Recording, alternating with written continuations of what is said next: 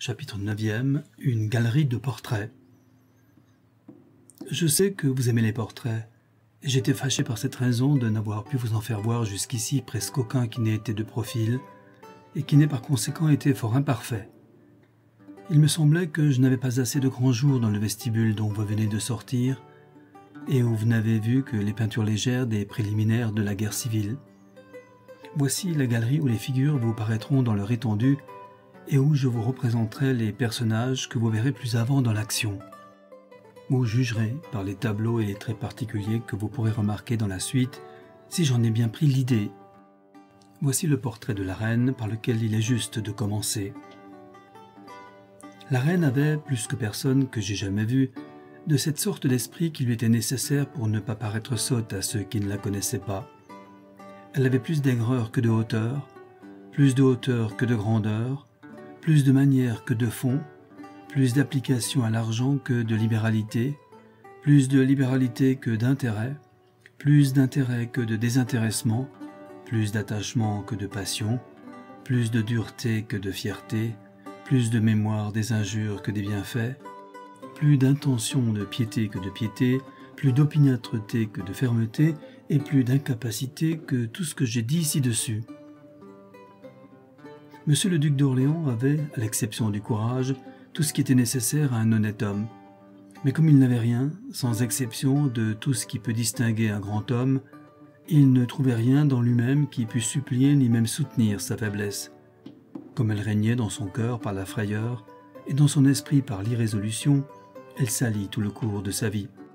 Il entra dans toutes les affaires parce qu'il n'avait pas la force de résister à ceux mêmes qui l'entraînaient pour leur intérêt. Mais il n'en sortit jamais qu'avec honte parce qu'il n'avait pas le courage de les soutenir. Cet ombrage amortit dès sa jeunesse en lui les couleurs même les plus vives et les plus gaies qui devaient briller naturellement dans un esprit beau et éclairé, dans un enjouement aimable, dans une intention très bonne, dans un désintéressement complet et dans une facilité de mœurs incroyable. Monsieur le prince de Condé était né capitaine, ce qui n'est jamais arrivé qu'à lui, à César et à Spinola. Il a égalé le premier, il a passé le second. L'intrépidité est l'un des moindres traits de son caractère. La nature lui avait fait l'esprit aussi grand que le cœur. La fortune, en le donnant à un siècle de guerre, a laissé au second toute son étendue. La naissance, ou plutôt l'éducation dans une maison attachée et soumise au cabinet, a donné des bornes trop étroites au premier.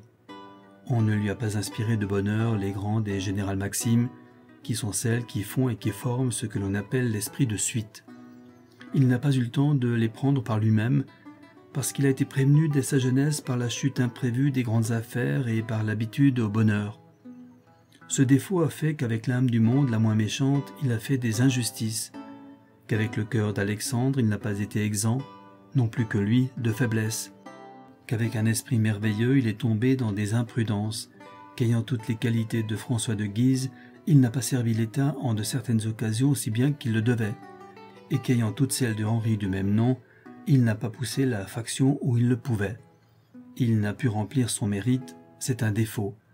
Mais il est rare, mais il est beau. Monsieur le prince de Longueville avait, avec le beau nom d'Orléans, de la vivacité, de l'agrément, de la dépense, de la libéralité, de la justice, de la valeur, de la grandeur. Et il ne fut jamais qu'un homme médiocre, parce qu'il eut toujours des idées qui furent infiniment au-dessus de sa capacité. Avec la capacité et les grands desseins, l'on n'est jamais compté pour rien. Quand on ne les soutient pas, l'on n'est pas compté pour beaucoup, et c'est ce qui fait le médiocre. Monsieur le duc de Beaufort n'en était pas jusqu'à l'idée des grandes affaires, il n'en avait que l'intention. Il en avait ouï parler aux importants, et il avait un peu retenu de leur jargon, et cela, mêlé avec les expressions qu'il avait tirées très fidèlement de Madame de Vendôme, formait une langue qui aurait déparé le bon sens de Caton. Le sien était court et lourd, et d'autant plus qu'il était obscurci par la présomption. Il se croyait habile, et c'est ce qui le faisait paraître artificieux, parce qu'on le connaissait d'abord qu'il n'avait pas assez d'esprit pour cette fin. Il était brave de sa personne, et plus qu'il n'appartient à un fanfaron. Il l'était en tout sans exception, et jamais plus faussement qu'en galanterie. Il parlait, il pensait comme le peuple, dont il fut l'idole quelque temps. vous en verrez les raisons. Monsieur le duc d'Elbeuf n'avait du cœur que parce qu'il est impossible qu'un prince de la maison de Lorraine n'en ait point. Il avait tout l'esprit qu'un homme qui a beaucoup plus d'art que de bon sens peut avoir. C'était le galimatia du monde le plus fleuri. Il a été le premier prince que sa pauvreté a avili. Et peut-être jamais homme n'a eu moins que lui l'art de se faire plaindre dans sa misère. La commodité ne le releva pas, et s'il fut parvenu jusqu'à la richesse, on l'eût envié comme un partisan, tant la gueuserie lui paraissait propre et faite pour lui. Monsieur le duc de Bouillon était d'une valeur éprouvée et d'un sens profond. Je suis persuadé, parce que j'ai vu de sa conduite, que l'on a fait tort à sa réputation quand on l'a décrié. Je ne sais si l'on n'a pas fait quelque faveur à son mérite en le croyant capable de toutes les grandes choses qu'il n'a point faites.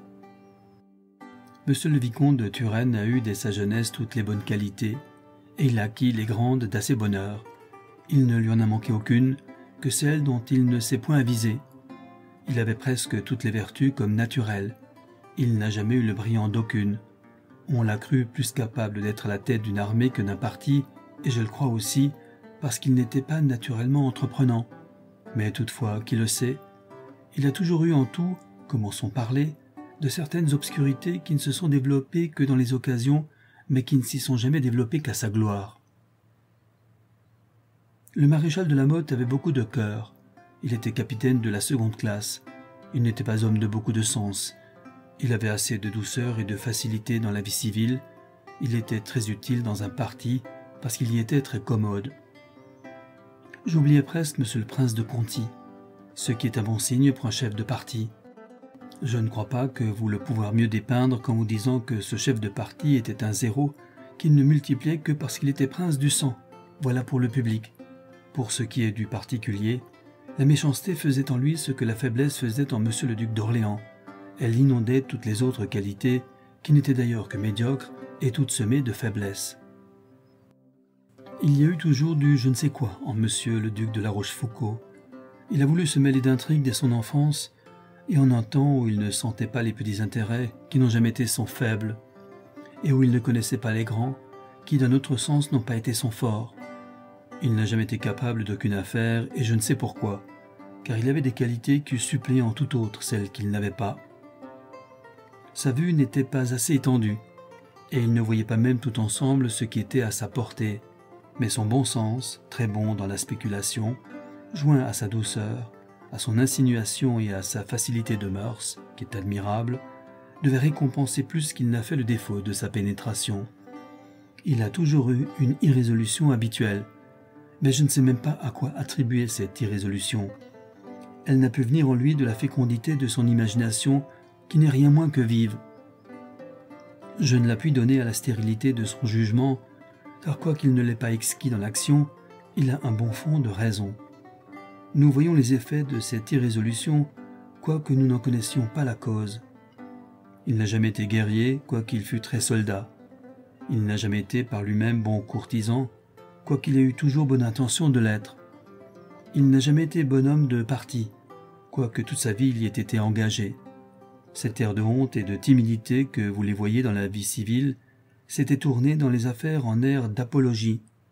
Il croyait toujours en avoir besoin, ce qui, joint à ses maximes, qui ne marquent pas assez de fois la vertu et à sa pratique, qui a toujours été à sortir des affaires avec autant d'impatience qu'il y était entré, me fait conclure qu'il eût beaucoup mieux fait de se connaître et de se réduire à passer, comme il l'eût pu, pour le courtisan le plus poli qu'eût paru dans son siècle. Madame la duchesse de Longueville a naturellement bien du fond d'esprit, mais elle en a encore plus le fin et le tour. Sa capacité, qui n'a pas été aidée par sa paresse, n'est pas allée jusqu'aux affaires dans lesquelles la haine contre monsieur le prince l'a portée et dans lesquelles la galanterie l'a maintenue. Elle avait une langueur dans ses manières qui touchait plus que le brillant de celle même qui était plus belle. Elle en avait une même dans l'esprit qui avait ses charmes, parce qu'elle avait, si l'on peut dire, des réveils lumineux et surprenants. Elle eût eu peu de défauts si la galanterie ne lui en eût donné beaucoup. Comme sa passion l'obligea de ne mettre la politique au second dans sa conduite, d'héroïne d'un grand parti, elle en devint l'aventurière. La grâce a rétabli ce que le monde ne lui pouvait rendre. Madame la duchesse de Chevreuse n'avait plus même de reste de beauté quand je l'ai connue. Je n'ai jamais vu qu'elle en qui la vivacité suppléa au jugement. Elle lui donnait même assez souvent des ouvertures si brillantes qu'elles paraissaient comme des éclairs, et si sages qu'elles n'eussent pas été désavouées par les plus grands hommes de tous les siècles. Ce mérite toutefois ne fut que d'occasion. Si elle fût venue dans un siècle où il n'y eût point eu d'affaires, elle n'eût pas seulement imaginé qu'il y en eût pu avoir. Si le prieur des Chartreux lui eût plu, elle eût été solitaire de bonne foi. Monsieur de Lorraine, qui s'y attacha à elle, la jeta dans les affaires. Le duc de Buckingham et le comte de Hollande l'y entretinrent. Monsieur de Châteauneuf l'y amusa. Elle s'y abandonna parce qu'elle s'abandonnait à tout ce qui plaisait à celui qu'elle aimait. Elle aimait sans choix, et purement parce qu'il fallait qu'elle aimât quelqu'un. Il n'était pas même difficile de lui donner un amant de partie faite. Mais dès qu'elle l'avait pris, elle l'aimait uniquement et fidèlement, et elle nous a avoué, à Madame de Rhodes et à moi, que par un caprice, disait-elle, de la fortune, elle n'avait jamais aimé le mieux ce qu'elle avait estimé le plus, à la réserve toutefois, ajouta-t-elle, du pauvre Buckingham. Son dévouement à la passion, que l'on pouvait dire éternelle, quoiqu'elle changeât d'objet, n'empêchait pas qu'une mouche ne lui donnât des distractions, mais elle en revenait toujours avec des emportements qui la faisaient trouver agréable. Jamais personne n'a moins fait d'attention sur les périls, et jamais femme n'a eu plus de mépris pour les scrupules et pour les devoirs. Elle ne se connaissait que celui de plaire à son amant. Mademoiselle de Chevreuse, qui avait plus de beauté que d'agrément, était sotte jusqu'au ridicule par son naturel. La passion lui donnait de l'esprit, et même du sérieux et de l'agréable, uniquement pour celui qu'elle aimait. Mais elle la traitait bientôt comme ses jupes, qu'elle mettait dans son lit quand elle lui plaisait, et qu'elle brûlait, par une pure aversion, 2 jours après. Madame la princesse Palatine estimait autant la galanterie qu'elle en aimait le solide. Je ne crois pas que la reine Élisabeth d'Angleterre ait eu plus de capacité pour conduire un État. Je l'ai vue dans la faction, je l'ai vue dans le cabinet, et je l'ai trouvée partout également de la sincérité. Madame la duchesse de Montbazon était d'une très grande beauté. La modestie manquait à son air. Sa morgue, si l'on peut le dire, et son jargon eût supplié dans un temps calme à son peu d'esprit. Elle eut peu de foi dans la galanterie, nulle dans les affaires. Elle n'aimait rien que son plaisir. Et au-dessus de son plaisir, son intérêt. Je n'ai jamais vu une personne qui ait conservé dans le vice si peu de respect pour la vertu. Si ce n'était pas une espèce de blasphème de dire qu'il y a quelqu'un dans notre siècle plus intrépide que le grand Gustave et Monsieur le Prince, je dirais que ça a été Monsieur Molé, premier président. Il s'en est fallu beaucoup que son esprit n'ait été aussi grand que son cœur. Il ne laissait pas d'y avoir quelque rapport, par une ressemblance qui n'y était toutefois qu'en lait. Je vous ai déjà dit qu'il n'était pas congru dans sa langue, et il est vrai. Mais il avait une sorte d'éloquence qui, en choquant l'oreille, saisissait l'imagination. Il voulait le bien de l'État préférablement à toute chose, même à celui de sa famille, quoiqu'il parût l'aimer trop pour un magistrat. Mais il n'eut pas le génie assez élevé pour connaître d'assez bonne heure le bien qu'il eût pu faire. Il présuma trop de son pouvoir. Il s'imagina qu'il modérerait la cour et sa compagnie. Il ne réussit à l'un ni à l'autre. Il se rendit suspect à tous les deux, et ainsi il fit du mal avec de bonnes intentions. La préoccupation y contribua beaucoup. Il était extrêmement tout, et j'ai même observé qu'il jugeait toujours des actions par les hommes, mais presque jamais des hommes par les actions. Comme il avait été nourri dans les formes du palais, tout ce qui était extraordinaire lui était suspect. Il n'y a guère de dispositions plus dangereuses en ceux qui se rencontrent dans les affaires où les règles ordinaires n'ont plus de lieu.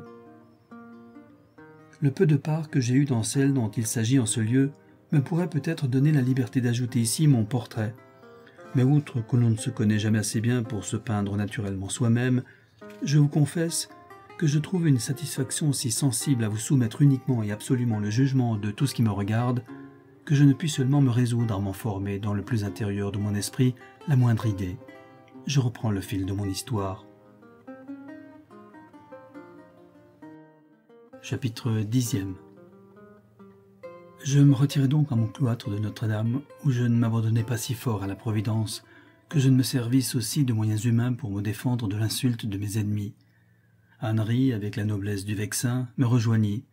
Chateaubriand, Château-Renaud, le vicomte de La May, Argenteuil, le chevalier d'Humières se logèrent dans le cloître. Balland et le comte de Crawford, avec 50 officiers écossais qui avaient été des troupes de Montrose, furent distribués dans les maisons de la rue Neuve qui m'étaient le plus affectionné. Les colonels et les capitaines de quartier qui étaient dans mes intérêts eurent chacun leur signal et leur mot de ralliement. Enfin, je me résolus d'attendre ce que le chapitre des accidents produirait, en remplissant exactement les devoirs de ma profession et en ne donnant plus aucune apparence d'intrigue du monde. Jouy ne me voyait qu'en cachette. Je n'allais que la nuit à l'hôtel de Chevreuse, seul avec Malclair. Je ne voyais plus que des chanoines et des curés. La raillerie en était forte au Palais Royal et à l'hôtel de Condé. Je fis faire, en ce temps-là, une volière dans une croisée, et nos gens en fit le proverbe « Le coadjuteur siffle ses linottes ». La disposition de Paris me consolait fort du ridicule du Palais Royal. J'y étais fort bien, et d'autant mieux que tout le monde y était fort mal. Les curés, les habitués, les mendiants avaient été informés avec soin des négociations de Monsieur le Prince. Je donnai des bottes à Monsieur de Beaufort, qu'il ne paraît pas avec toute l'adresse qui eût été nécessaire. Monsieur de Châteauneuf, qui s'était retiré à Montrouge après qu'on lui eut ôté les sceaux, me donnait tous les avis qui lui venaient d'ordinaire très bons, et du maréchal de Villeroy et du commandeur de Jars. Monsieur, qui dans le fond du cœur était enragé contre la cour, entretenait très soigneusement le commerce que j'avais avec lui. Voici qui donnait la forme à ces préalables. Le vicomte d'Hôtel vint chez moi entre minuit et 1h, et il me dit que le maréchal du Plessis, son frère, était dans le fond de son carrosse à la porte. Comme il fut entré, il m'embrassa en me disant « Je vous salue comme notre ministre ». Comme il vit que je souriais à ce mot, il ajouta « Non, je ne raille point. Il ne tiendra qu'à vous que vous ne le soyez. La reine me vient de commander de vous dire qu'elle remet entre vos mains la personne du roi et sa couronne. Écoutez-moi. » Il me conta ensuite tout le prétendu traité de Monsieur le Prince avec Servien et Lionne, dont je vous ai déjà parlé.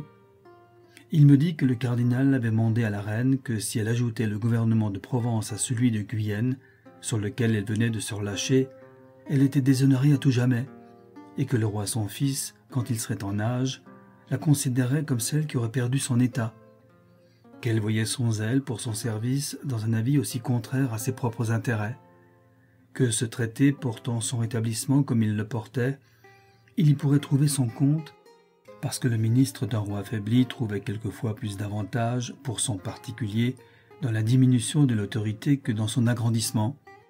Il eut eu peine à approuver cette thèse, mais qu'il aimait mieux être toute sa vie mendiant de porte en porte que de consentir que la reine contribuât elle-même à cette diminution, et particulièrement pour la considération de Louis Mazarin. Le maréchal du Plessis, à ce dernier mot, tira la lettre de sa poche, écrite de la main du cardinal, que je connaissais très bien. Je ne me souviens pas d'avoir vu en ma vie une si belle lettre. Voici ce qui me la fit croire offensive. Ce n'est pas de ce qu'elle n'était pas en chiffres, car elle était venue par une voix si sûre que je ne m'en étonnais pas, mais elle finissait ainsi. « Vous savez, madame, que le plus capital ennemi que j'ai au monde est le coadjuteur. Servez-vous-en, madame, plutôt que de traiter avec monsieur le prince aux conditions qu'il demande. Faites-le cardinal, donnez-lui ma place, mettez-le dans mon appartement. Il sera peut-être à monsieur plus qu'à votre majesté, mais monsieur ne veut point la perte de l'État. Ses intentions, dans le fond, ne sont point mauvaises. Enfin tout, madame, plutôt que d'accorder à monsieur le prince ce qu'il demande. S'il l'obtenait, il n'y aura plus qu'à le mener à Reims. » Voilà la lettre du cardinal. Il ne me souvient peut-être pas des propres paroles, mais je suis assuré que c'en était la substance.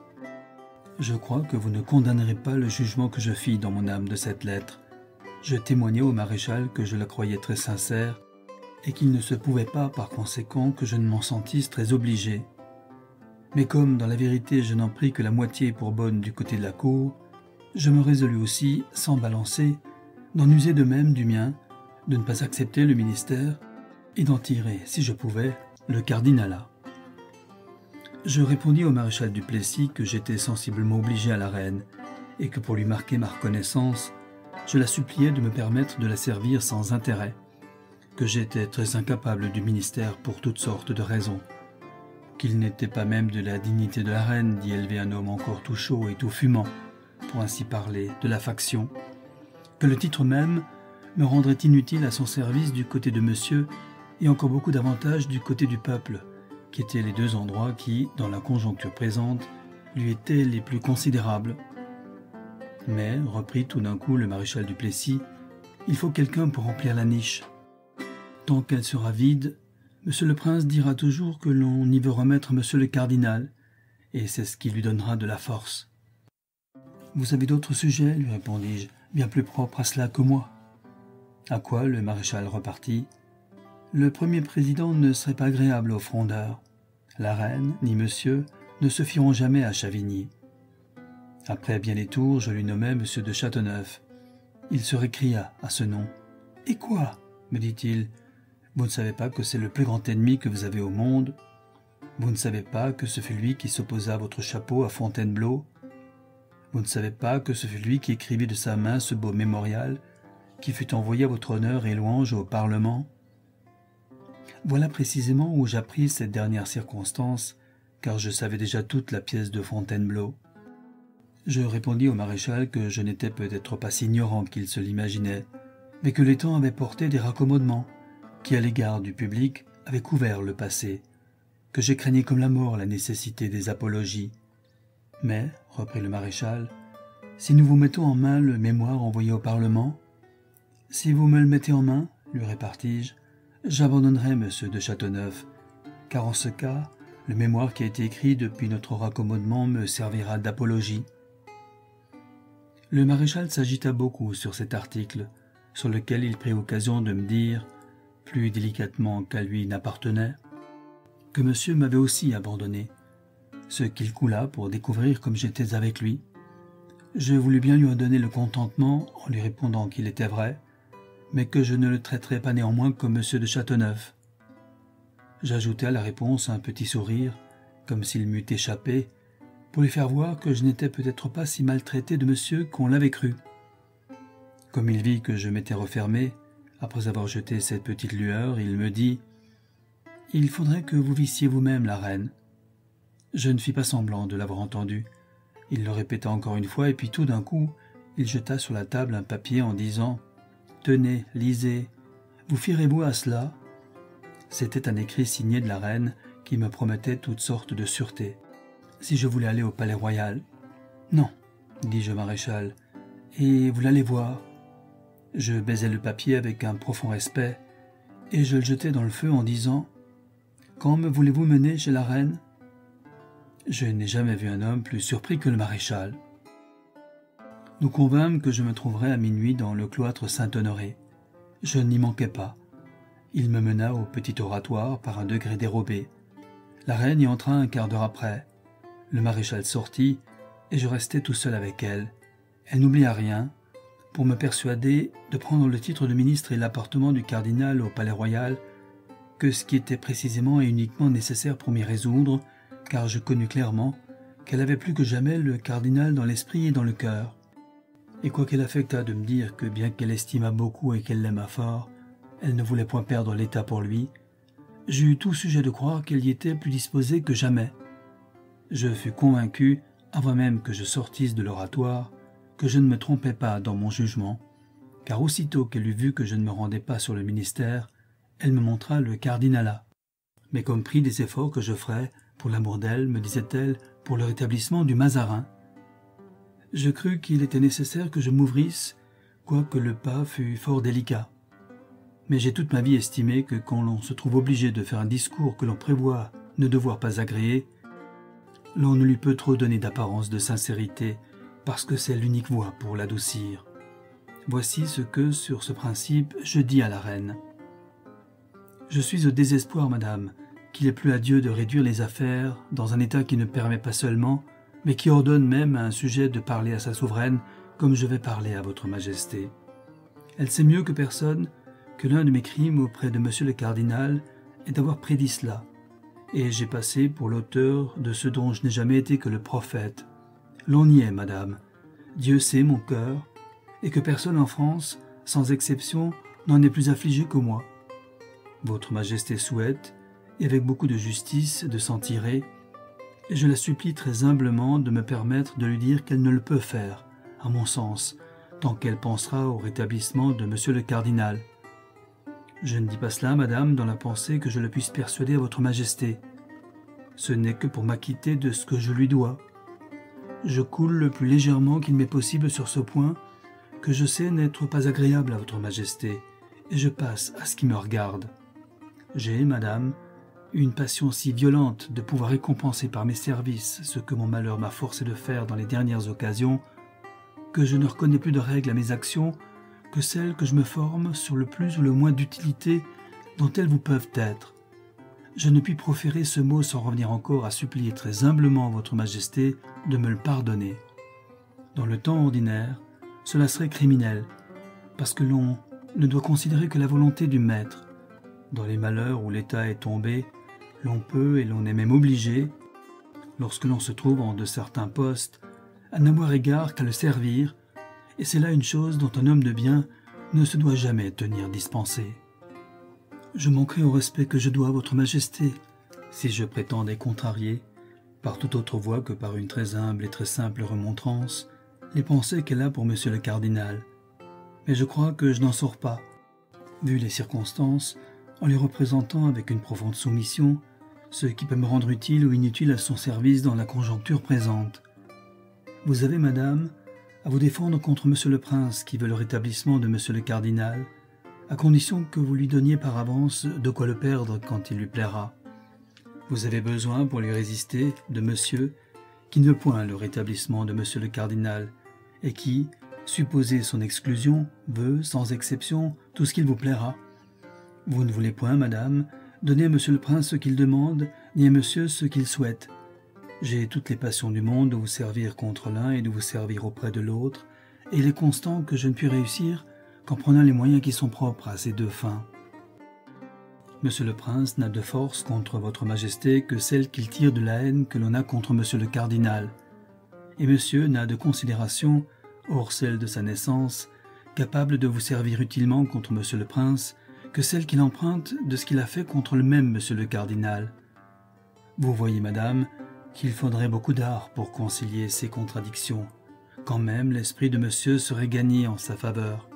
Il ne l'est pas, et je vous proteste que je ne crois pas qu'il puisse l'être, et que s'il entrevoyait que je l'y voulusse porter, il se mettrait plutôt aujourd'hui que demain entre les mains de monsieur le prince. La reine sourit à ces dernières paroles et elle me dit « Si vous le vouliez, si vous le vouliez. »« Non, madame, repris-je, je vous le jure sur tout ce qu'il y a au monde de plus sacré. »« Revenez à moi, me dit-elle, et je me moquerai de votre monsieur, qui est le dernier des hommes. » Je lui répondis « Je vous jure, madame, que si j'avais fait ce pas, et qu'il parut le moins du monde que je me fusse radouci pour monsieur le cardinal, je serais plus inutile auprès de monsieur et dans le peuple, à votre service, que le prélat de Dole, parce que je serais sans comparaison plus haï de l'un et de l'autre. » La reine se mit alors en colère et me dit que Dieu protégerait le roi son fils, puisque tout le monde l'abandonnait. Elle fut plus d'un demi-quart d'heure dans de grands mouvements, dont elle revint après assez bonnement. Je voulus prendre ce moment pour suivre le fil du discours que je lui avais commencé. Elle m'interrompit en me disant « Je ne vous blâme pas tant à l'égard de monsieur que vous pensez. C'est un étrange seigneur. Mais, reprit-elle tout d'un coup, je fais tout pour vous. Je vous ai offert place dans le conseil, je vous offre la nomination au cardinalat. Que ferez-vous pour moi ? » « Si votre majesté, madame, lui répondis-je, m'avait permis d'achever ce que j'avais tantôt commencé, elle aurait déjà vu que je ne suis pas venu ici pour recevoir des grâces, mais pour essayer de les mériter. » Le visage de la reine s'épanouit à ce mot. « Et que ferez-vous ? » me dit-elle fort doucement. « Votre majesté me permet-elle, ou plutôt me commande-t-elle, lui répondis-je, de dire une sottise ? Parce que ce sera manquer au respect que l'on doit au sang royal. »« Dites, dites, » reprit la reine avec impatience. « J'obligerai, madame, lui repartis-je, monsieur le prince de sortir de Paris avant qu'il soit 8 jours, et je lui enlèverai monsieur dès demain. » La reine, transportée de joie, me tendit la main en me disant « Touchez-la, vous êtes après-demain cardinal et de plus le second de mes amis. » Elle entra ensuite dans les moyens. Je les lui expliquai. Ils lui plurent jusqu'à l'emportement. Elle eut la bonté de souffrir que je lui fisse un détail et une manière d'apologie du passé. Elle conçut, ou elle fit semblant de concevoir, une partie de mes raisons. Elle combattit les autres avec bonté et douceur. Elle revint ensuite à me parler du Mazarin, et à me dire qu'elle voulait que nous fussions amis. Je lui fis voir que je me rendrais absolument inutile à son service, pour peu que l'on touche à cette corde, que je la conjurais de me laisser donc le caractère d'ennemi de Mazarin. « Mais vraiment, dit la reine, je ne crois pas qu'il y ait jamais eu une chose si étrange. Il faut, pour me servir, que vous demeuriez l'ennemi de celui qui a ma confiance. »« Oui, madame, lui répondis-je, il le faut. Et n'ai-je pas dit à votre majesté, en entrant ici, que l'on est tombé dans un temps où un homme de bien a quelquefois honte de parler comme il y est obligé ?» J'ajoutai: « Mais, madame, pour faire voir à votre majesté que je vais même à l'égard de monsieur le cardinal, jusqu'où mon devoir et mon honneur me le permettent, je lui fais une proposition. Qu'il se serve de l'état où je suis avec monsieur le prince, comme je me sers de l'état où monsieur le prince est avec lui. Il y pourra peut-être trouver son compte, comme j'y trouve le mien. » La reine se prit à rire de bon cœur, et puis elle me demanda si je dirais à monsieur ce qui se venait de passer. Je lui répondis que je savais certainement qu'il l'approuverait, et que pour le lui témoigner, le lendemain, au cercle, il lui parlerait d'un appartement qu'elle voulait faire accommoder ou faire à Fontainebleau. Comme je la suppliais de garder le secret, elle me répondit qu'elle en avait bien plus de sujets que je ne pensais. Elle me dit sur cela tout ce que la rage fait dire contre Servien et contre Lyonne, qu'elle appela d'un fois des perfides. Elle traitait Chavigny de petit coquin. Elle finit par le tailler en disant « Il n'est pas traître comme les autres, mais il est faible, et il n'est pas assez reconnaissant. » « Mais, madame, repris-je, je supplie votre majesté de me permettre de lui dire que tant que la niche de Premier ministre sera vide, monsieur le prince en prendra une grande force, parce qu'il la fera toujours paraître comme toute prête à recevoir monsieur le cardinal. »« Il est vrai, me répondit la reine, et j'ai fait la réflexion sur ce que vous en avez dit la nuit passée au maréchal Duplessis. Le vieux Châteauneuf est bon pour cela. Mais monsieur le cardinal y aura bien de la peine car il le hait mortellement et il en a sujet. Le tellier croit qu'il n'y a que lui à mettre en cette place. Mais à propos de cela, ajouta-t-elle, j'admire votre folie. Vous vous faites un point d'honneur de rétablir cet homme, qui est le plus grand ennemi que vous ayez sur la terre. Attendez. » En disant cette parole, elle sortit du petit oratoire, elle y rentra aussitôt, et elle jeta sur un petit autel le mémoire qui avait été envoyé contre moi au Parlement, brouillé et raturé, mais écrit de la main de monsieur de Châteauneuf. Je lui dis, après l'avoir lu, « S'il vous plaît, madame, de me permettre de le montrer, je me séparerai des deux mains de monsieur de Châteauneuf. Mais votre majesté juge bien qu'à moins d'une justification de cette nature, je me déshonorerais. »« Non, me répondit la reine, je ne veux pas que vous le montriez. Châteauneuf nous est bon et au contraire, il faut que vous lui fassiez meilleur visage que jamais. » Elle me reprit des mains son papier. « Je le garde, me dit-elle, pour le faire voir, en temps et lieu, à sa bonne amie madame de Chevreuse. »« Mais à propos de bonne amie, ajouta la reine, vous en avez une meilleure que vous ne pensez peut-être. Devinez-la. C'est la Palatine, poursuivit-elle. Je demeurai tout étonné parce que je croyais la Palatine encore dans les intérêts de monsieur le prince. Vous êtes surpris, me dit la reine. Elle est moins contente de monsieur le prince que vous ne l'êtes. Voyez-la, je suis convenu avec elle que vous régliez ensemble ce qu'il faut demander sur tout ceci à monsieur le cardinal, car vous croyez facilement que je n'exécuterai rien sans avoir de ses nouvelles. Ce n'est pas, ajouta-t-elle, que cela soit nécessaire à l'égard de votre cardinalat, car il y est très résolu, et il reconnaît, de bonne foi, que vous ne pouvez plus vous-même vous en défendre. Mais enfin, il faut le persuader pour Châteauneuf, ce qui sera difficile. La Palatine vous dira encore autre chose. Il faut que Battet parte, le temps presse. Vous voyez comme monsieur le prince me traite. Il me brave tous les jours, depuis que j'ai désavoué mes deux traîtres. C'est ainsi qu'elle appelait Servien et Lyonne. Vous verrez qu'elle changera bientôt de sentiment à l'égard du dernier. Je pris ce moment où elle rougissait de colère pour lui bien faire ma cour en lui répondant « Avant qu'il soit 2 jours, madame, monsieur le prince ne vous bravera plus. Votre majesté veut attendre des nouvelles de monsieur le cardinal pour effectuer ce qu'elle me fait l'honneur de me promettre. Je la supplie très humblement de me permettre que je n'attende rien pour la servir. » La reine fut touchée de cette parole, qui lui parut honnête. Le vrai est qu'elle m'était de plus nécessaire, car je voyais que monsieur le prince, depuis 5 ou 6 jours, gagnait du terrain par les éclats qu'il faisait contre le Mazarin, et qu'il était temps que je parusse pour en prendre ma part. Je fis valoir, sans affectation à la reine, la démarche que je méditais, et j'achevai de lui en expliquer la manière que j'avais déjà touchée dans le discours. Elle en fut transportée de joie. La tendresse qu'elle avait pour le cardinal fit qu'elle eut un peu de peine à agréer que je continuasse à ne le pas épargner dans le Parlement, où l'on était obligé, à tous les quarts d'heure, de le déchirer. Elle se rendit toutefois à la considération de la nécessité.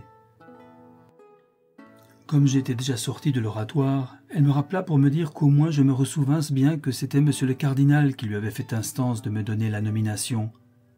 À quoi je lui répondis que je m'en sentais très obligé et que je lui en témoignerais toujours ma reconnaissance en tout ce qui ne serait pas contre mon honneur, qu'elle savait ce que lui avait dit d'abord et que je la pouvais assurer que je la tromperais doublement si je lui disais que je la pusse servir pour le rétablissement dans le ministère de monsieur le cardinal. Je remarquai qu'elle rêva un peu, et puis elle me dit d'un air assez gai : « Allez, vous êtes un vrai démon, voyez la Palatine, bonsoir. Que je sache la veille, le jour que vous irez au palais. » Elle me mit entre les mains de Gabory, car elle avait renvoyé le maréchal Duplessis, qui me conduisit, par je ne sais combien de détours, presque à la porte des cuisines. La nuit suivante, le futur cardinal se rend chez monsieur, puis chez la Palatine. La reine tiendra sa parole, et Mazarin ne pourra s'empêcher, avec toutes les plus mauvaises intentions du monde, de laisser tomber le chapeau sur la tête de Ré. Chapitre 11e. La Rochefoucauld tente d'assassiner Ré. Le lundi 21 août, tous les serviteurs de monsieur le prince se trouvèrent à 7 heures du matin chez lui, et mes amis se trouvèrent chez moi entre 5 et 6. Il arriva, comme je montais en carrosse, une bagatelle qui ne mérite de vous être rapportée que parce qu'il est bon d'égayer quelquefois le sérieux par le ridicule. Le marquis de Rouillac, fameux par son extravagance, qui était accompagné de beaucoup de valeur, se vint offrir à moi. Le marquis de Cagnac, homme du même caractère, y vint dans le même moment.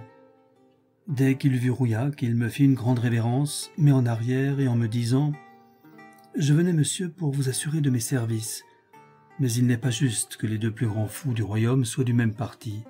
Je m'en vais à l'hôtel de Condé. » Et vous remarquerez, s'il vous plaît, qu'il y alla.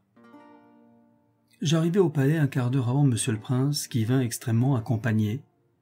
Je crois toutefois qu'il n'avait pas tant de gens que moi, mais il avait sans comparaison plus de personnes de qualité comme il était naturel et juste.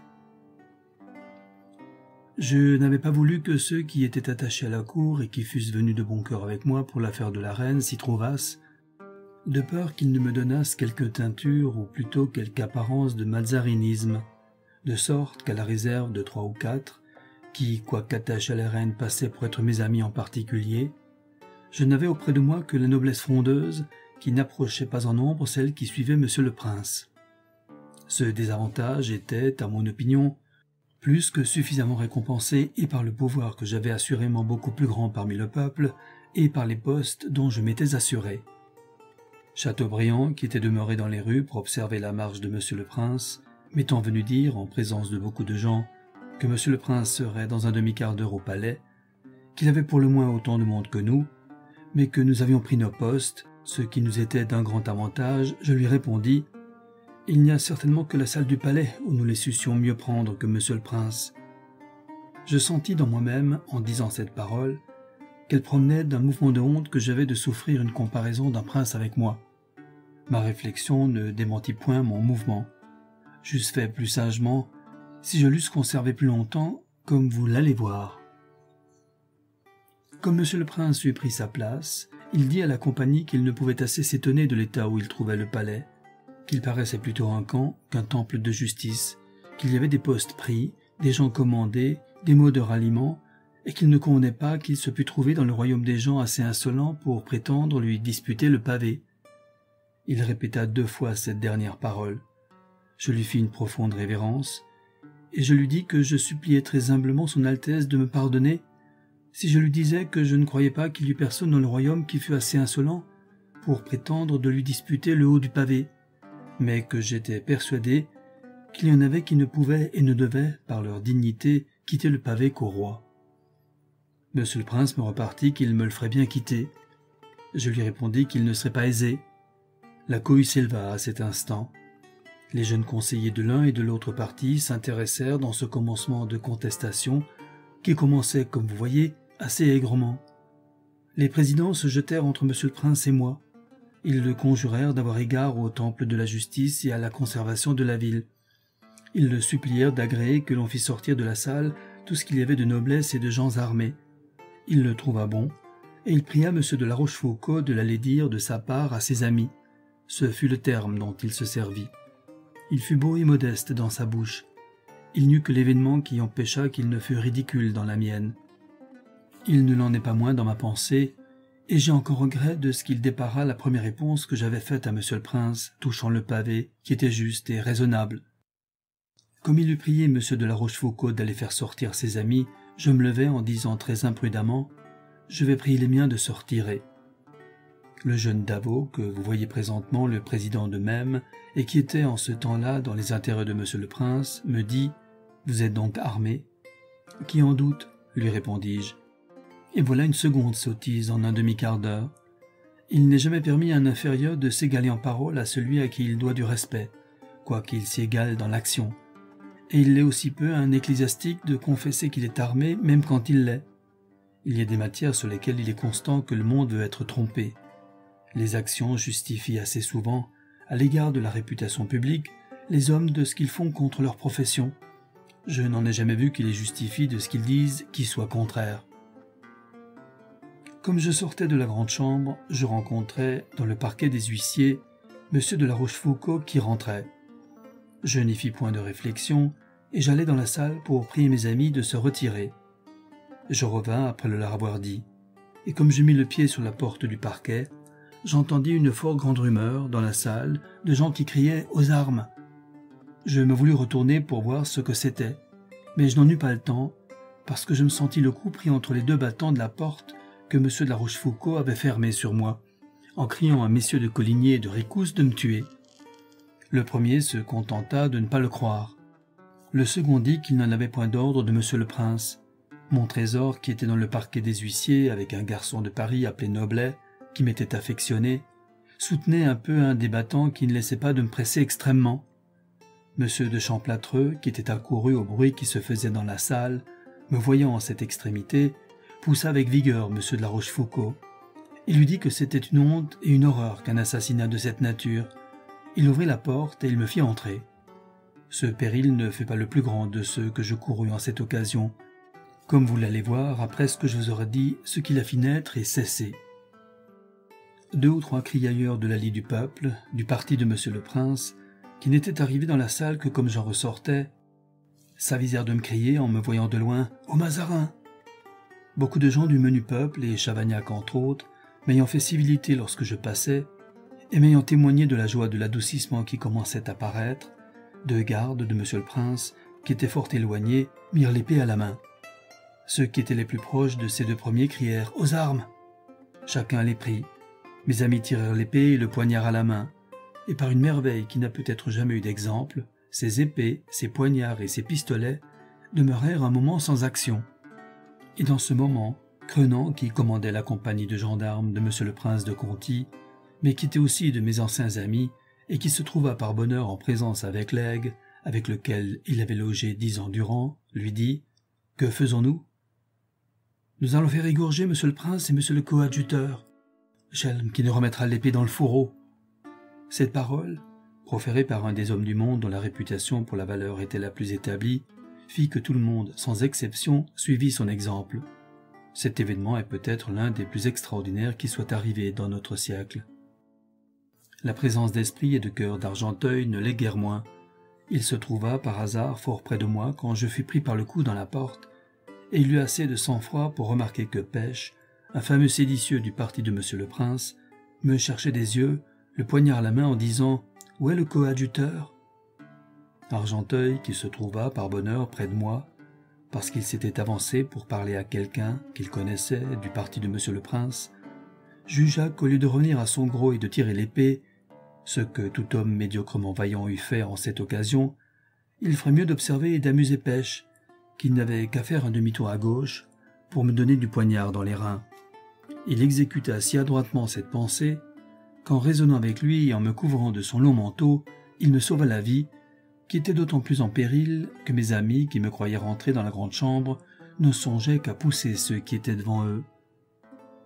Vous vous étonnerez sans doute de ce qu'ayant pris si bien mes précautions partout ailleurs, je n'avais pas garni de mes amis et le parquet des huissiers et les lanternes. Mais votre étonnement cessera quand je vous aurai dit que j'y avais fait toute la réflexion nécessaire et que j'avais bien prévu les inconvénients de ce manquement, mais que je n'y avais pas trouvé de remède, parce que le seul qui s'y pouvait apporter, qui était de les remplir de gens affidés, était impraticable, ou du moins n'était praticable qu'en s'attirant d'autres inconvénients encore plus grands. Presque tout ce que j'avais de gens de qualité auprès de moi avait son emploi, et son emploi nécessaire, dans les différents postes qu'il était important d'occuper. Il n'y eut rien eu de si odieux que de mettre des gens, ou du peuple, ou du bas étage, dans ces sortes de lieux, où l'on ne laisse entrer dans l'ordre que des gens de condition. Si on les eût vus occupés par des gens de moindre étoffe, au préjudice d'une infinité de noms illustres que monsieur le prince avait avec lui, les indifférents du Parlement se fussent prévenus infailliblement contre un spectacle de cette nature. Il m'était important de laisser à ma conduite tout l'air de défensive, et je préférais cet avantage à celui d'une plus grande sûreté. Il faillit m'en coûter cher, car outre l'aventure de la porte de laquelle je viens de vous entretenir, monsieur le prince, avec lequel j'ai parlé depuis, fort souvent, de cette journée, m'a dit qu'il avait fait son compte sur cette circonstance, et que si le bruit de la salle eût duré encore un moment, il me sautait à la gorge pour me rendre responsable de tout le reste. Il le pouvait, ayant assurément dans les lanternes beaucoup plus de monde que moi, mais je suis persuadé que la suite eût été très funeste aux deux parties, et qu'il eût eu lui-même grande peine de s'en tirer. Je reprends la suite de mon récit. Chapitre 13e. Le combat du faubourg Saint-Antoine, massacre à l'hôtel de ville. Monsieur le prince, qui avait eu quelques accès de fièvre tierce, alla jusqu'à Linas recevoir ses troupes qui revenaient des tempes, et comme la cour n'avait observé en façon du monde ce qu'elle avait promis, touchant l'éloignement des siennes des environs de Paris, il ne s'y crut pas plus obligé de son côté, et il posta sa petite armée à Saint-Cloud, poste considérable, parce que le pont lui donnait lieu de la poster, en cas de besoin, où il lui plairait. Monsieur de Turenne, qui était avec celle du roi aux environs de Saint-Denis, où sa majesté était venue elle-même pour être plus proche de Paris, fit un pont de bateaux à Épinay, en intention de venir attaquer les ennemis avant qu'ils eussent le temps de se retirer. Monsieur de Tavannes en eut avis, et il l'envoya aussitôt à monsieur le prince qui se rendit au camp en toute diligence. Il se leva vers le soir, et il marcha vers Paris, à dessein d'arriver au jour à Charenton, d'y passer la Marne, et de prendre un poste dans lequel il ne pourrait être attrapé. Monsieur de Turenne ne lui en donna pas le temps, car il attaqua son arrière-garde dans le faubourg Saint-Denis. Monsieur le prince en fut quitte pour quelques hommes qu'il perdit du régiment de Conti, et il manda à monsieur, par le comte de Fiesque, qui lui répondait qu'il gagnerait le faubourg Saint-Antoine, dans lequel il prétendait qu'il aurait plus de lieu de se défendre. C'est en cet endroit où je regrette, plus que je n'ai jamais fait, que monsieur le prince ne m'ait pas tenu la parole qu'il m'avait donnée de me donner le mémoire de ses actions. Celle qu'il fit en cette rencontre est l'une des plus belles de sa vie. J'ai ouï dire à Laigle, qui ne le quitta point ce jour-là, qui est homme du métier et qui est plus mécontent de lui que personne qui vive, qu'il y eut quelque chose de surhumain dans sa valeur et dans sa capacité en cette occasion. Je serais inexcusable si j'entreprenais de décrire le détail de l'action du monde la plus grande et la plus héroïque sur des mémoires qui courent les rues et que j'ai ouï dire à des gens de guerre être très mauvais, et je me contenterai de vous dire qu'après le combat du monde le plus sanglant et le plus opiniâtre, il sauva ses troupes, qui n'étaient qu'une poignée de monde, attaquées par M. de Turenne et renforcées de l'armée de M. le maréchal de la Ferté. Il y perdit le comte de Bossu, Flamand, la Roche-Giffard et Flammarion, et Haquet du nom de Montmorency. Messieurs de la Rochefoucauld, de Tavannes, de Coigny, le vicomte de Melun et le chevalier de Fort y furent blessés. Esclainvilliers le fut du côté du roi, et messieurs de Saint-Mesgrin et de Mancini tués. Je ne vous puis exprimer l'agitation de monsieur dans le cours de ce combat. Tout le possible lui vint dans l'esprit, et ce qui arrive toujours en cette rencontre, Tout l'impossible succéda dans son imagination à tout le possible. Jouy, qu'il m'envoya cette fois en moins de 3 heures, me dit qu'il avait peur un moment que la ville ne se révoltât contre lui, qu'il craignait, un instant après, qu'elle ne se déclarât trop pour monsieur le prince. Il envoya des gens inconnus pour voir ce qui se faisait chez moi, et rien ne le rassura véritablement que le rapport que l'on lui fit que je n'avais que mon Suisse à ma porte. Il dit à Bruno, de qui je le sus le lendemain, que le mal n'était pas grand dans la ville, puisque je ne me précautionnais pas davantage. Mademoiselle, qui avait fait tous ses efforts pour obliger monsieur à aller dans la rue Saint-Antoine pour faire ouvrir la porte à monsieur le prince, qui commença à être très pressé dans le faubourg, prit le parti d'y aller lui-même. Elle entra dans la Bastille, où la Louvière n'osa, par respect, lui refuser l'entrée. Elle fit tirer le canon sur les troupes du maréchal de la Ferté, qui s'avançaient pour prendre en flanc celle de monsieur le prince. Elle harangua ensuite la garde qui était à la porte Saint-Antoine. Elle s'ouvrit, et monsieur le prince y entra avec son armée, plus couverte de gloire que de blessures, quoiqu'elle en fût chargée. Ce combat si fameux arriva le 2 juillet. Le 4, l'Assemblée générale de l'Hôtel de Ville, qui avait été ordonnée le premier par le Parlement, pour aviser à ce qui était à faire pour la sûreté de la ville, fut tenue l'après-dîner. Monsieur et monsieur le prince s'y trouvèrent, sous prétexte de remercier la ville de ce qu'elle avait donné l'entrée à leurs troupes le jour du combat, mais dans la vérité, pour l'engager à s'unir encore plus étroitement avec eux. Au moins, voilà ce que monsieur en sut. Voici le vrai, que je n'ai su que longtemps depuis, de la bouche même de monsieur le prince, qui me l'a dit 3 ou 4 ans après à Bruxelles. Je ne me ressouviens pas précisément s'il me confirma qu'il était fort répandu dans le public de l'avis que monsieur de Bouillon lui avait donné que la cour ne songerait jamais sérieusement et de bonne foi à se raccommoder avec lui, jusqu'à ce qu'il connût clairement qu'il fût effectivement maître de Paris. Je sais bien que je lui demandai à Bruxelles si ce qu'on en avait dit sur cela était véritable, mais je ne puis remettre ce qu'il me répondit sur cet avis particulier de monsieur de Bouillon. Voici ce qu'il m'apprit du gros de l'affaire.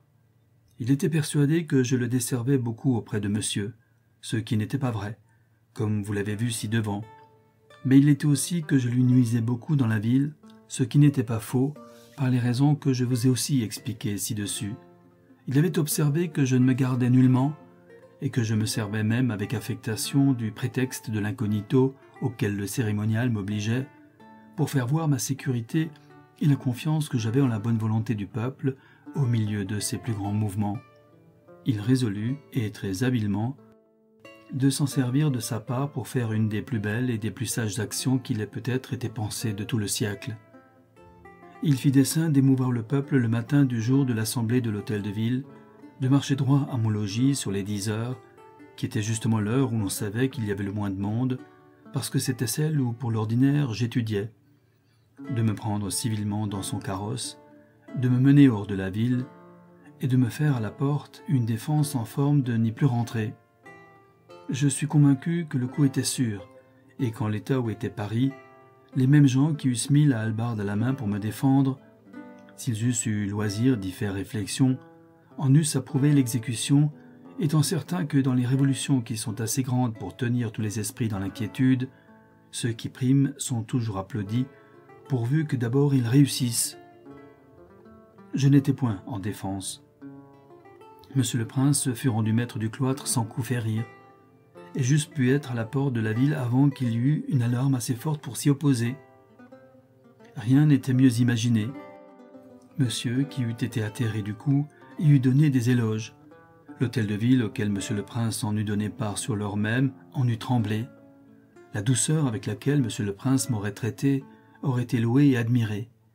Il y aurait eu un grand déchet de réputation pour moi à m'être laissé surprendre, comme en effet j'avoue qu'il y avait eu beaucoup et d'imprudence et de témérité à n'avoir pas prévu ce possible.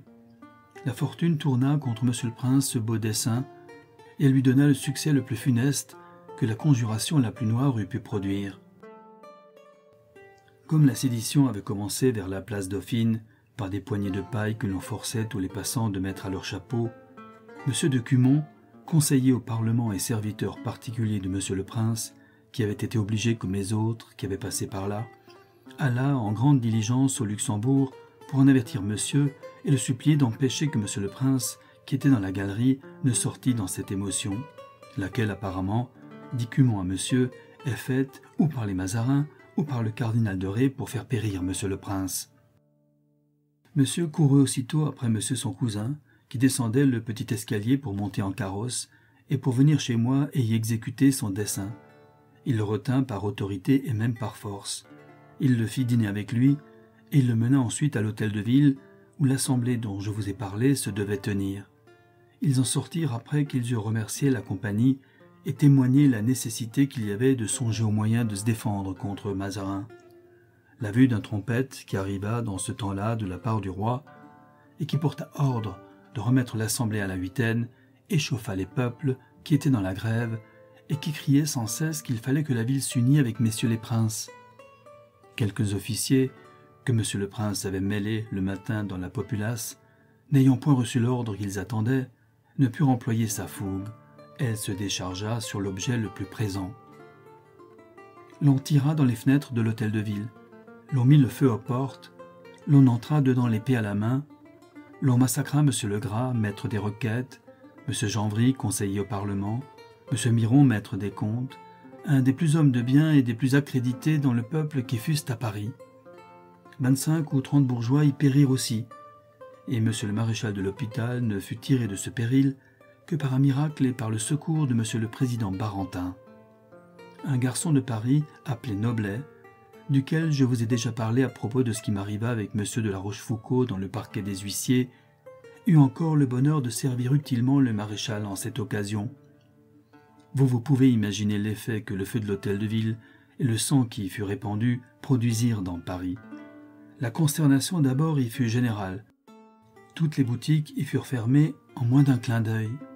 L'on demeura quelque temps en cet état, l'on se réveilla un peu vers les 6 heures, en quelques quartiers, où l'on fit des barricades pour arrêter les séditieux, qui se dissipèrent toutefois presque d'eux-mêmes. Il est vrai que mademoiselle y contribua. Elle alla elle-même, accompagnée de M. de Beaufort, à la grève, où elle en trouva encore quelques restes qu'elle écarta. Ces misérables n'avaient pas rendu tant de respect au Saint-Sacrement que le curé de Saint-Jean leur présenta pour les obliger d'éteindre le feu qu'ils avaient mis aux portes de l'hôtel de ville. M. de Châlons vint chez moi au plus fort de ce mouvement, et la crainte qu'il avait pour ma personne l'emporta sur celle qu'il devait avoir pour la sienne, dans un temps où les rues n'étaient sûres pour personne sans exception. Il me trouva avec si peu de précaution qu'il m'en fit honte, et je ne puis encore concevoir, à l'heure qu'il est, ce qui me pouvait obliger à en avoir si peu, dans une occasion où j'en avais, ou du moins où j'en pouvais avoir tant de besoin. C'est l'une de celles qui m'a persuadé, autant que chose du monde, que les hommes sont souvent estimés par les endroits par lesquels ils sont les plus blâmables. L'on loua ma fermeté, l'on devait blâmer mon imprudence. Celle-ci était effective, l'autre n'était qu'imaginaire, et la vérité est que je n'avais fait aucune réflexion sur le péril. Je n'y fus plus insensible quand l'on me l'eut fait faire. M. de Caumartin envoya sur le champ quérir chez lui 1000 pistoles, car je n'en avais pas 20 chez moi, avec lesquels je fis quelques soldats. Je les joignis à des officiers réformés écossais, que j'avais toujours conservés des restes du comte de Montrose.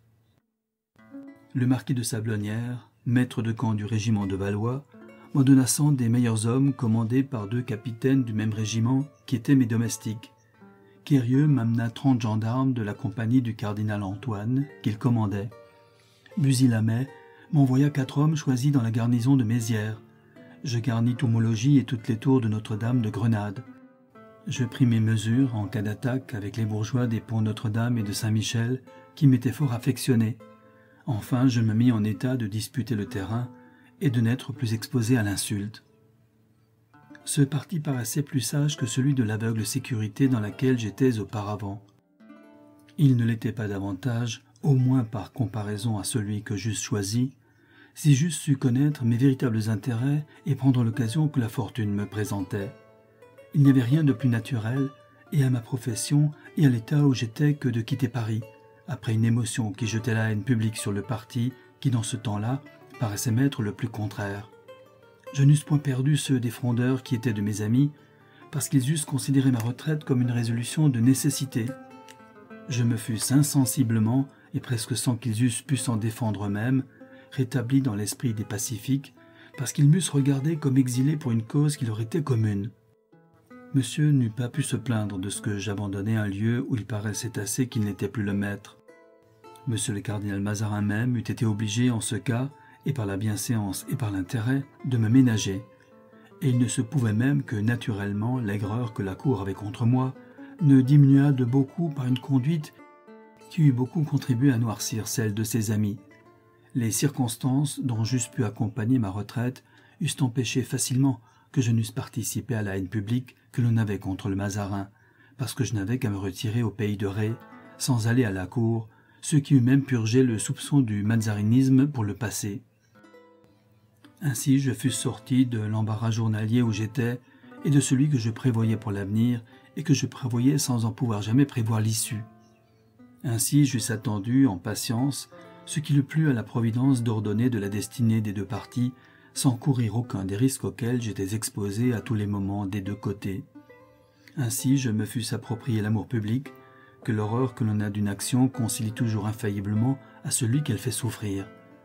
Ainsi je me fusse trouvé, à la fin des troubles, cardinal et archevêque de Paris, chassé de son siège par le parti qui était publiquement joint avec l'Espagne, purgé de la faction par ma retraite hors de Paris, purgé du mazarinisme par ma retraite hors de la cour, et le pire du pire qui m'en pouvait arriver, après tous ces avantages, était d'être sacrifié par les deux partis s'ils se fussent réunis contre moi à l'emploi de Rome, qu'ils eussent été ravis de me faire accepter avec toutes les conditions que j'eusse voulu, et qui, un cardinal archevêque de Paris ne peut jamais être à charge, parce qu'il y a 1000 occasions dans lesquelles il a toujours lieu d'en revenir. J'ai eu toutes ces vues, et plus grandes et plus étendues qu'elles ne sont sur ce papier. Je ne doutais pas un instant que ce ne fussent les justes et les bonnes. Je ne balançais pas un moment à ne les pas suivre. L'intérêt de mes amis, qui s'imaginaient que je trouverais à la fin, dans le chapitre des accidents, lieu de les servir et de les élever, me représenta d'abord qu'ils se plaindraient de moi si je prenais un parti qui me tirait d'affaire et qui les y laissait. Je ne me suis jamais repenti d'avoir préféré leur considération à la mienne propre. Elle fut appuyée par mon orgueil, qui eût eu peine à souffrir que l'on eût cru que j'eusse quitté le pavé à Monsieur le Prince. Je me reproche et je me confesse de ce mouvement qui eut toutefois en ce temps-là un grand pouvoir sur moi. Il fut imprudent, il fut faible, car je maintiens qu'il y a autant de faiblesse que d'imprudence à sacrifier ses grands et solides intérêts à des pointilles de gloire, qui est toujours fausse, quand elle nous empêche de faire ce qui est plus grand que ce qu'elle nous propose. Il faut reconnaître de bonne foi qu'il n'y a que l'expérience qui puisse apprendre aux hommes à ne pas préférer ce qui les pique dans le présent à ce qui les doit toucher bien plus essentiellement dans l'avenir. J'ai fait cette remarque une infinité de fois. Je reviens à ce qui regarde le Parlement. Chapitre 14e. Ré orateur, discours au roi. Je partis aussitôt après avec les députés de tous les corps ecclésiastiques de Paris et près de 200 gentilshommes qui m'accompagnaient, entre lesquels j'avais avec moi 50 gardes de monsieur. J'eus avis à Senlis que l'on avait résolu à la cour de n'y pas loger mon cortège, et Bautru même, qui s'était mis de mon cortège, pour pouvoir sortir de Paris, dont les portes étaient gardées, me dit qu'il me conseillait de n'y pas entrer avec tant de gens. Je lui répondis que je ne croyais pas aussi qu'il m'eût conseillé de marcher seul avec des chanoines, des curés et des religieux, dans un temps où il y avait à la campagne un nombre infini de coureurs de tous les partis. Il en convint, et il prit les devants, pour expliquer à la reine et cette escorte et ce cortège qu'on lui avait très ridiculement grossi. Tout ce qu'il put obtenir fut que l'on me donnerait logement pour 80 chevaux. Vous remarquerez, s'il vous plaît, que je n'avais 112 seulement pour les carrosses. Cette faiblesse ne me fit que pitié. Ce qui me donna de l'ombrage fut que je ne trouvais point sur mon chemin l'escouade des gardes du corps qui avaient accoutumé, en ce temps-là, d'aller au-devant des cardinaux la première fois qu'ils paraissaient à la cour. Ma défiance se fut changée en appréhension si j'eusse su ce que je n'appris qu'à mon retour à Paris, qui est que la cause pour laquelle l'on ne m'avait pas fait cet honneur était que l'on n'en était pas encore bien résolu de ce que l'on ferait de ma personne, les uns soutenant qu'il me fallait arrêter, les autres qu'il était nécessaire de me tuer, et quelques-uns disant qu'il y avait trop d'inconvénients à violer en cette occasion la foi publique. Monsieur le prince Thomas fit dire à mon père, par le père Senot de l'Oratoire, le propre jour que je retournai à Paris, qu'il avait été de ce dernier avis, qu'il ne nommait personne, mais qu'il y avait au monde des gens bien scélérats. Madame la Palatine ne me témoigna pas que l'on eût été jusque-là, mais elle me dit, dès le lendemain que je fus arrivé, qu'elle m'aimait mieux à Paris qu'à Compiègne. La reine me reçut pourtant fort bien. Elle se fâcha devant moi contre l'exempt des gardes, qui ne m'avait pas rencontré, et qui s'était égaré, disait-elle, dans la forêt. Le roi me donna le bonnet le matin du lendemain, et audience l'après-dîner. Je lui parlai ainsi. « Sire, tous les sujets de votre majesté lui peuvent représenter leurs besoins, mais il n'y a que l'Église qui ait le droit de vous parler de vos devoirs. Nous le devons, sire, par toutes les obligations que notre caractère nous impose, mais nous le devons particulièrement quand il s'agit de la conservation des peuples, parce que la même puissance qui nous a établis médiateurs entre Dieu et les hommes fait que nous sommes naturellement leurs intercesseurs envers les rois, qui sont les images vivantes de la divinité sur la terre. Nous vous présentons donc à votre majesté en qualité de ministre de la parole, et comme les dispensateurs légitimes des oracles éternels, nous vous annonçons l'évangile de la paix, en vous remerciant des dispositions que vous y avez déjà données, et en vous suppliant très humblement d'accomplir cet ouvrage si glorieux à votre majesté et si nécessaire au repos de vos peuples. Et nous vous le demandons avec autorité, parce que nous vous parlons au nom de celui de qui les ordres vous doivent être aussi sacrés qu'ils le sont au moindre de vos sujets. Mais, sire, cette dignité que nous sommes obligés de conserver et dans nos actions et dans nos paroles ne diminue en rien le respect que nous devons à votre personne sacrée. Elle l'augmente au contraire et nous confirme de plus en plus dans votre service, parce que nous ne saurions élever notre esprit en pensant que nous avons l'honneur d'être les premiers sujets de votre majesté, que nous ne confessions en même temps que cette qualité nous oblige encore plus particulièrement que le reste des hommes à vous donner toutes les marques imaginables de notre obéissance et de notre fidélité. Nous le faisons, sire, par des paroles que nous pouvons dire effectives, puisqu'elles ont été précédées par des effets. L'Église de Paris n'a jamais fait de vœux que pour les avantages de votre couronne, et ses oracles n'ont parlé que pour votre service. Elle ne croit pas, sire, qu'elle puisse donner une suite plus convenable à toutes les autres actions que la supplication très humble qu'elle fait présentement à votre majesté de donner la paix à la ville capitale de votre royaume, parce qu'elle est persuadée que cette paix n'est pas plus nécessaire pour le soulagement des misérables que pour l'affermissement solide et véritable de votre autorité. Nous voyons nos campagnes ravagées, nos villes désertes, nos maisons abandonnées, nos temples violés, nos autels profanés.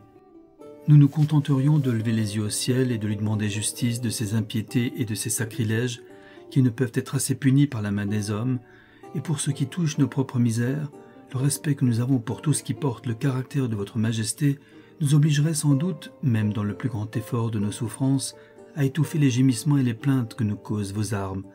Si votre intérêt, sire, encore plus pressamment que le nôtre, n'animait nos paroles, et si nous n'étions fortement persuadés que comme notre véritable repos consiste dans notre obéissance, votre véritable grandeur consiste dans votre justice et dans votre bonté, et qu'il est même de la dignité d'un grand monarque d'être au-dessus de beaucoup de formalités qui sont aussi inutiles et aussi préjudiciables en quelques rencontres qu'elles peuvent être nécessaires en d'autres occasions.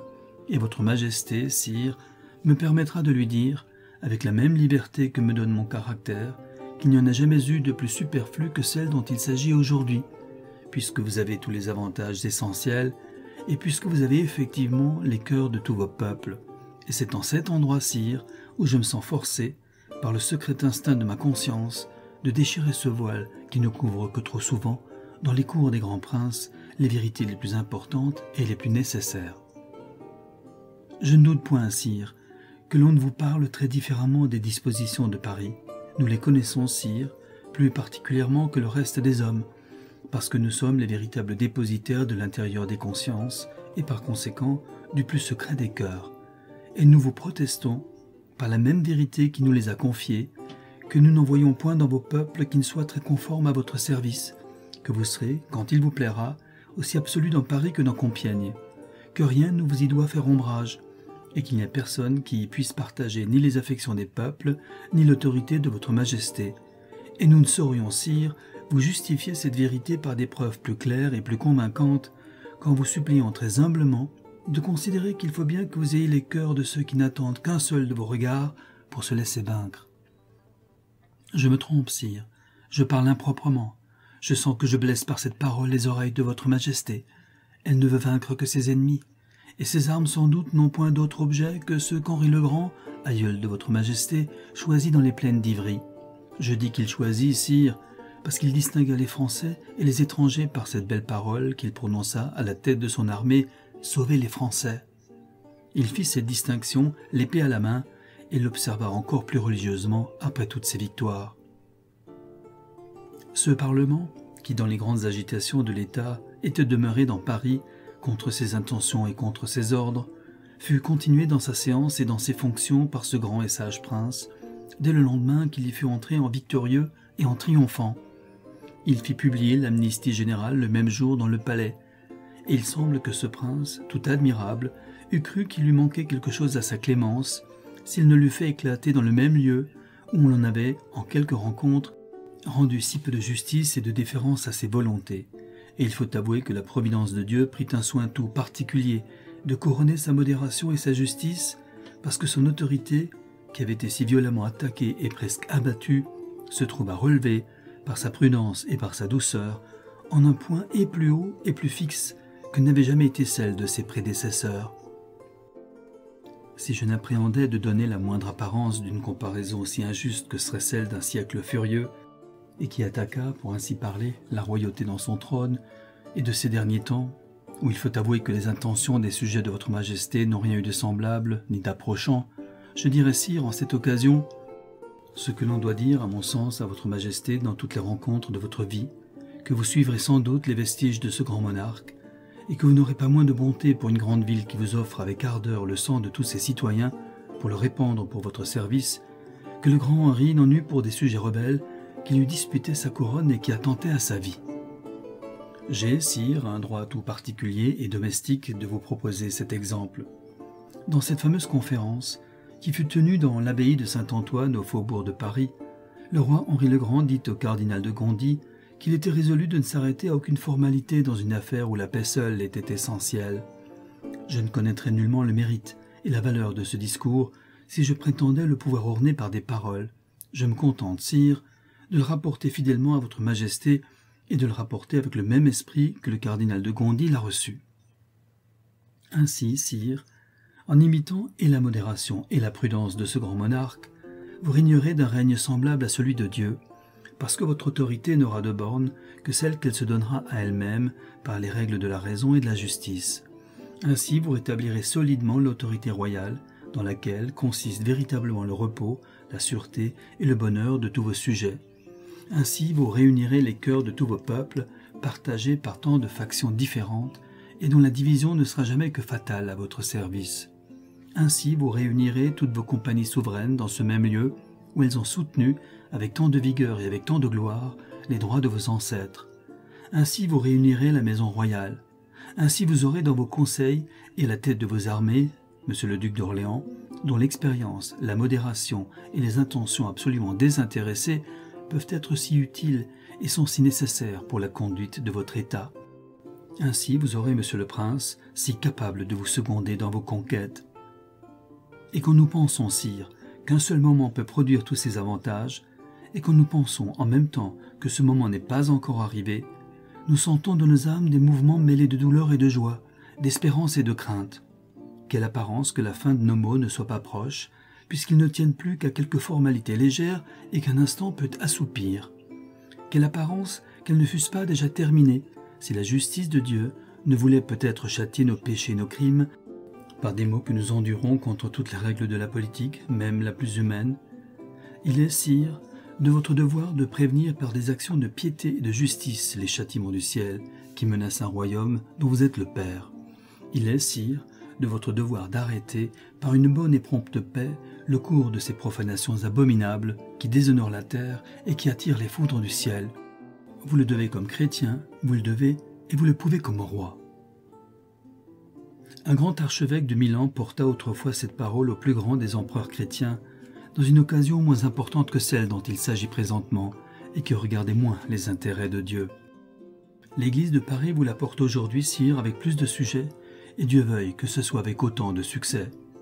Dieu veuille inspirer à votre majesté la résolution et l'application de ce remède si prompt et si salutaire qui consiste dans son retour à Paris, que nous vous demandons, sire, avec tous les respects que vous doivent des sujets très soumis, mais avec tous les mouvements que peuvent former des cœurs passionnés pour le véritable service de votre majesté et pour le repos de son royaume. Ainsi, sire, dès le commencement de votre vie, vous accomplirez un des plus considérables points du testament du plus grand et du plus saint de vos prédécesseurs. Saint Louis, étant à l'article de la mort, recommanda très particulièrement au roi son fils la conservation des grandes villes de son royaume comme le moyen le plus propre pour conserver son autorité. Ce grand prince devait ses sentiments si raisonnables et si bien fondés à l'éducation de la reine Blanche de Castille, sa mère, et votre majesté, sire, devra sans doute ces mêmes maximes au conseil de cette grande reine qui vous a donné à vos peuples et qui anime par des vertus qui sont sans comparaison et sans exemple le même sang qui a coulé dans les veines de Blanche et les mêmes avantages qu'elle a autrefois possédés dans la France.